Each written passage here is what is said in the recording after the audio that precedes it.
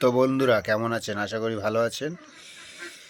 ঠান্ডা প্রচুর পড়েছে, তো এই ঠান্ডা মধ্যে আপনারা গরম গরম অনুভব করবেন সেরকম একটা ভিডিও দেখাই, চলুন। তো আজকে আমাদের রাজ্যের মুখ্যমন্ত্রী সাধারণ জনগণের ক্ষোভের মুখে পড়েছে। কত সুন্দর, চলুন দেখি।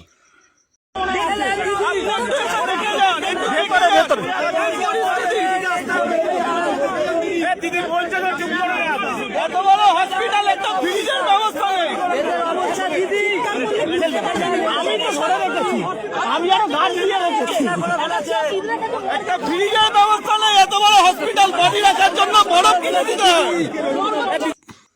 উনি যে এমএলএ গুলো পুষে রেখেছেন কাজ করার জন্য, যে নেতাগুলো পুষে রেখেছেন কাজ করার জন্য, সেগুলো গেল কোথায়?